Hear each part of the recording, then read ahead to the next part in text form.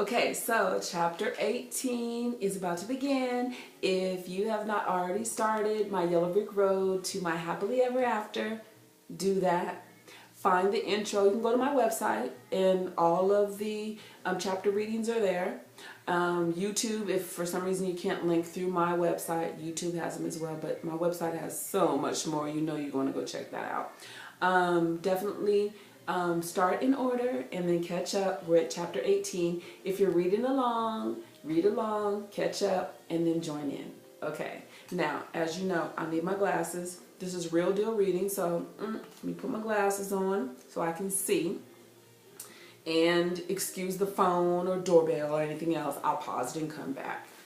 Alrighty, chapter 18. Scared, uncertain, call on Jesus for guidance. Kendall went back to Iraq a day after Kenda and I arrived home in Paris. He was back to his daily routine on the night crew. I pushed my worry for his safety to the back of my mind. He never talked about that kind of stuff much, but when he started doing the deployments as a civilian, I worried more because even though he was on base, he didn't have a weapon, you know, and he had to stay in the cans, as they call them, little metal makeshift, you know, housing barracks, whatever. And you would hear, when I'm on the phone with him, he'd Skype, and we could hear bombing and stuff like that. So it got close a couple of times. Very frightening, but he wouldn't talk about it. It's like, no big deal, we're all safe, we'll be okay. So that's a blessing, you know. He took on that worry for me and Kenda and his mom, the rest of the family. Kenda and I picked up where we left off, school and work. It was our third day back home, and Kenda was excited to go to school and tell her friends and teacher about the trip to Europe. I made Kenda her breakfast, and she was sitting in front of the television eating. I'm going to get our coats, so finish eating. It's almost time to go to school, I said to Kenda as I walked towards the hallway. Kenda didn't reply with her normal, yes ma'am, or okay mommy, so I backed up a step to look at her for acknowledgement. Kenda was on the floor. I ran to her.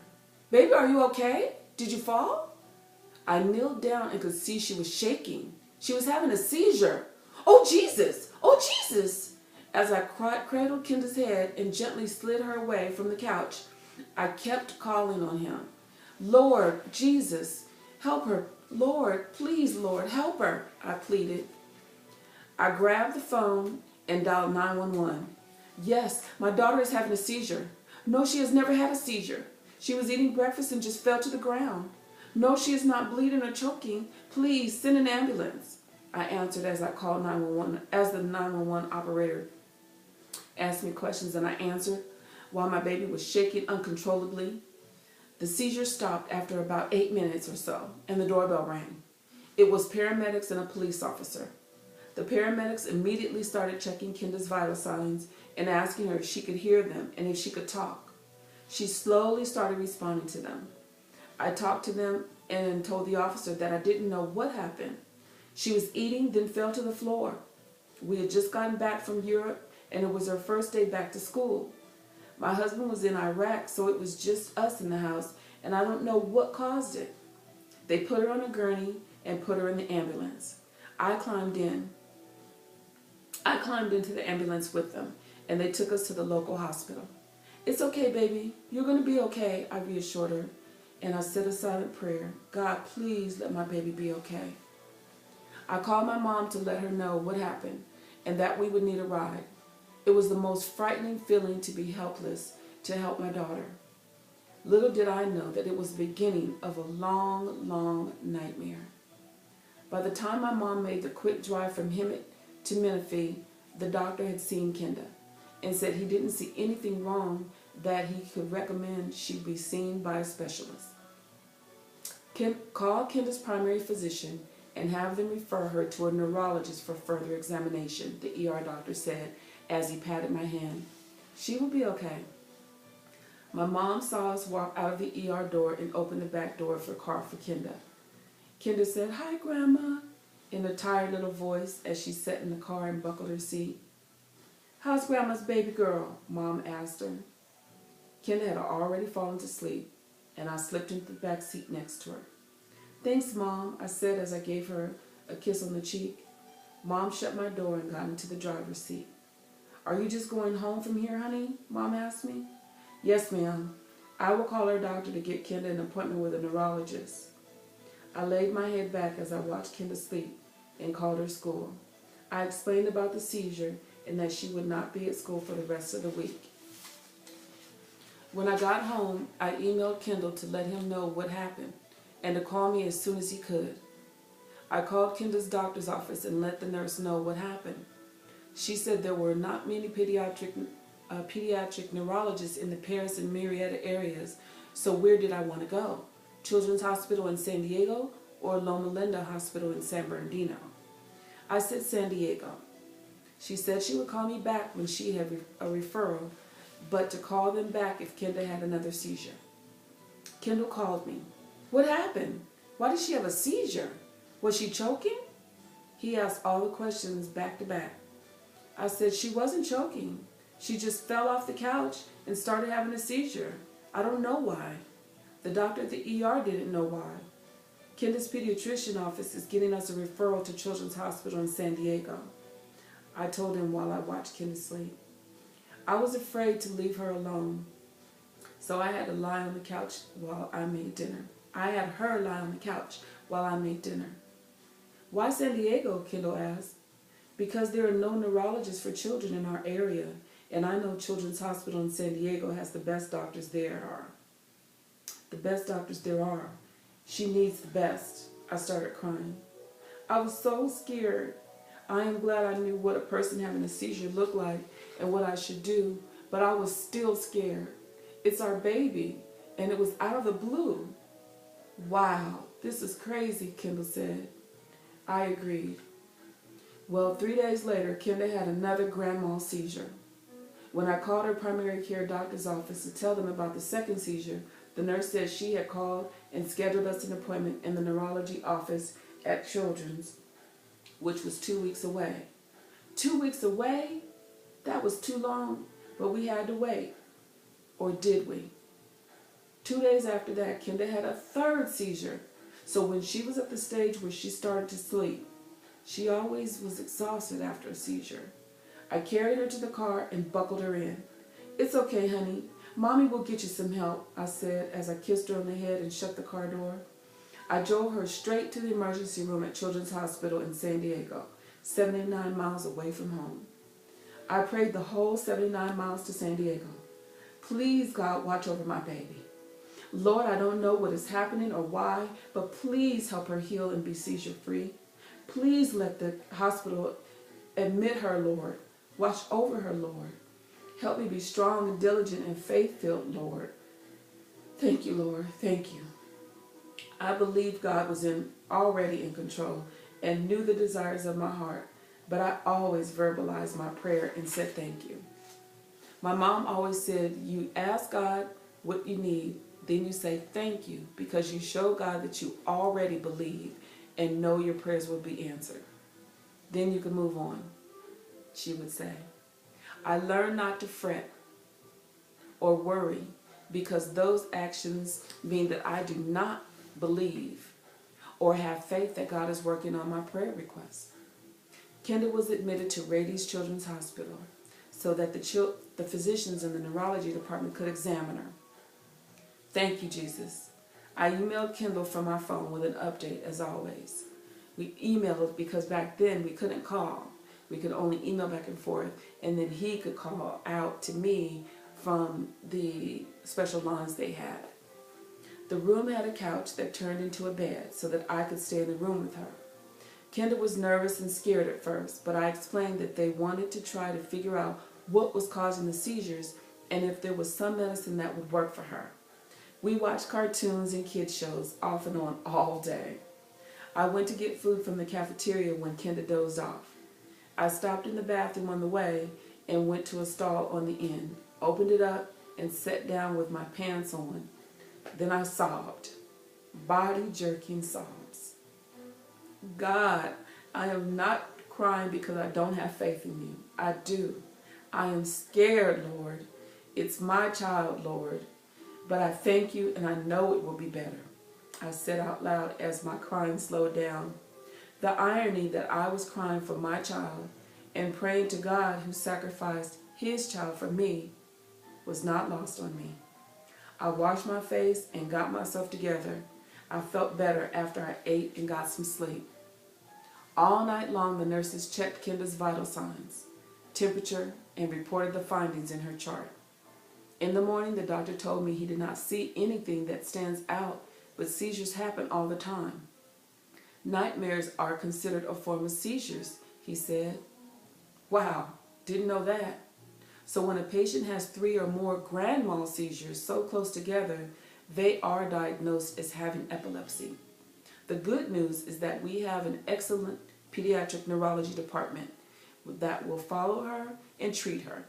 They will see if there is something causing the seizures. They will try different medicines to work towards her being seizure-free, if that is possible. He seemed very confident in what he was saying. What causes seizures? Could it be our trip to Europe? We have an appointment scheduled for 2 weeks from now, but I am worried that she will continue to have them until then, I said to the doctor. You will get in there sooner than that, he said. We will call them to fit you in within the next 48 hours. And in the meantime, we will give you some medicine that should keep the seizures at bay. If there is not a reaction to an allergy or some other medical condition, it can just be that the seizures were lying dormant and something triggered it. Extreme exhaustion and stress can trigger them in some people. Video games can trigger them in some people as well.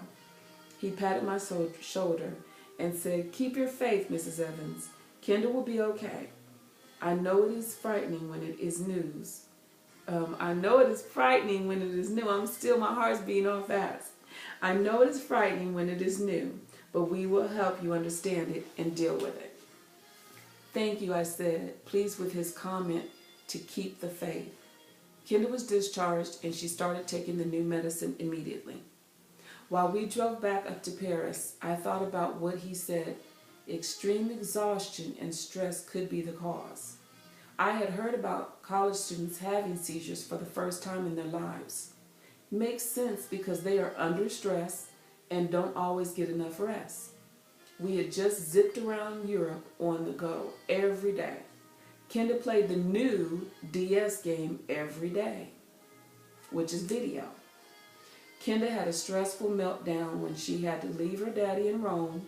She slept the whole 10-hour flight home because she was exhausted, but she went right back to school without getting enough days to rest. Well, she was going to go back to school, but had the seizure. Kenda did get in to see the neurologist in 2 days as the doctor promised. She had not had another grand mal seizure, but there were little staring seizures starting. I would say something to Kenda and she would not reply. She would just be staring. 2 to 3 minutes later, she would snap out of it. Kenda had to take more time off of school, but her teacher, Miss Rivera, was very understanding and helpful. She gave me a packet of Kenda's first grade homework to work on and complete. The appointment was early in the morning, so I knew we needed to leave early in order to deal with the rush hour traffic into San Diego. Kenda and I chatted and listened to kids' radio all the way to Children's Hospital Neurology Office. From November to March, Kenda endured the exams, EEGs, medication changes, and limitations due to the seizures like a big girl. She had several seizures, but 2 of the seizures were at a birthday party for her friends. One in Bella's jumper party and one at Lizzie's Halloween themed party. She didn't feel good about missing those parties. Each time Kenda had to leave the party to go to the hospital. Linda, which was Bella's mom, and Becky, Lizzie's mom, were so helpful and caring, providing Kenda a change of clothing and or prayers.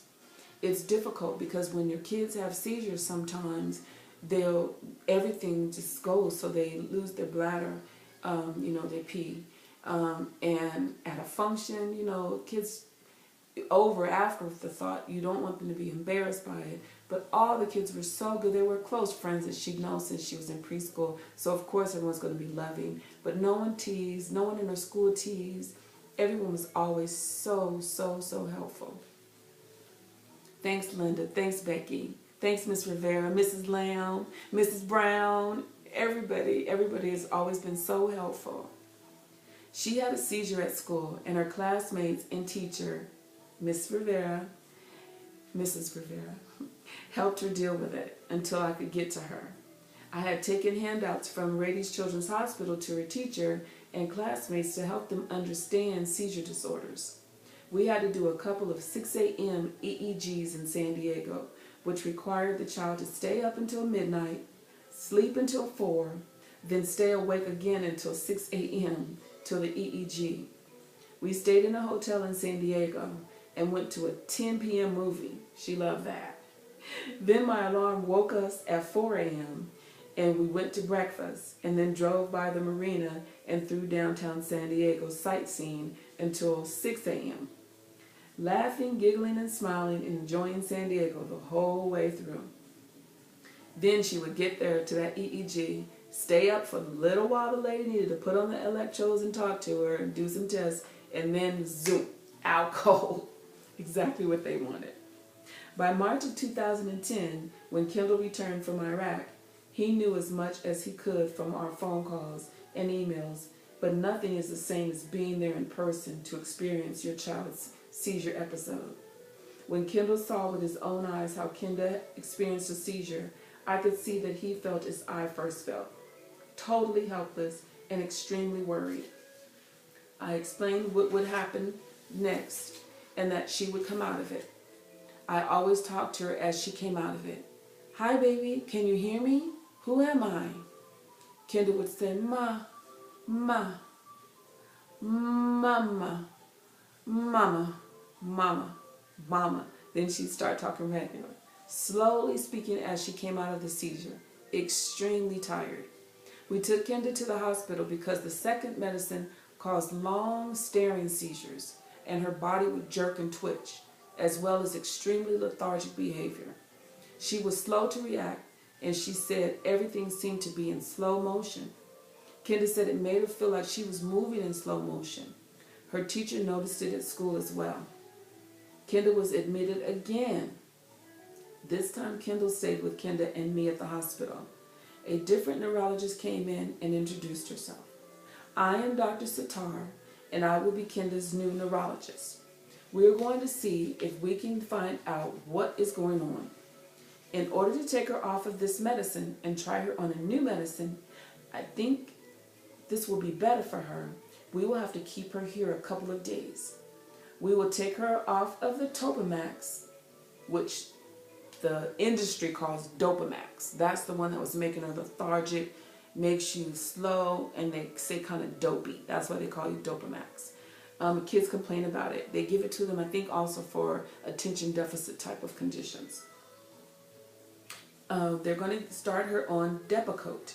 It is a newer drug and doesn't cause the lethargy and no small seizures. If we can get her seizure free for 24 months, then we can wean her off the medicines totally. I'm going to have our chief of neurology come and examine Kenda to assure us that she is a good candidate. Kendall and I said okay and thanked her. Kendall said she sounds like she understands what Kenda is dealing with. Yes, thank God. I hope that medicine works, I said, squeezing Kendall's hand and winking at Kenda. I do too. I don't like seizures, our little strong 7-year-old said while watching television from her hospital bed. It worked. Dr. Sitar did it. Over the next 24 months, Kenda did not experience any epileptic seizures. It was such a blessing. Dr. Sitar had moved to Miami to continue her medical journey, but Kenda and I sent her goodies and a big thank you.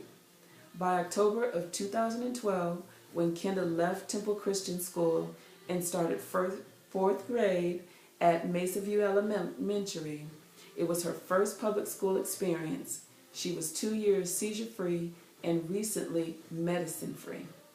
She was happy the seizures had stopped. She was jumping, running, and playing like before. The stress of deaths, near deaths, Kenda's illness, Kendall working in a war zone for a year was a lot for a family to deal with. Kendra was more mature than a child her age. She was a resilient child and doing amazingly well. We bought a 5-week-old black Cocker Spaniel puppy that Kendra named Buster. We hoped the new addition to the family would help Kendra enjoy life even more.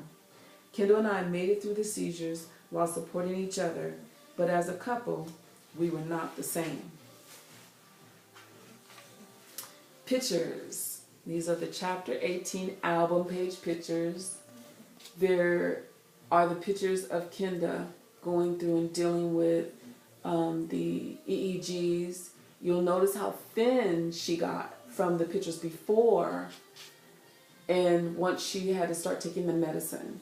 It really does take a toll on kids. They lose weight. She was eating okay, just, not gorging and not really a lot, but she was able to play like she had been, so she dropped the weight. The previous medicine put weight on her, and you could see in some of the pictures her little face was chubby face. We took a couple of trips to Indiana to visit his mom, and just visiting family and friends, always coming to visit us, and me and my girls, and just hanging out. They were all supportive. Family, always. Friends, always. Very supportive. Always there. Chapter 19 is coming. So I'm going to leave you here, and we'll start Chapter 19.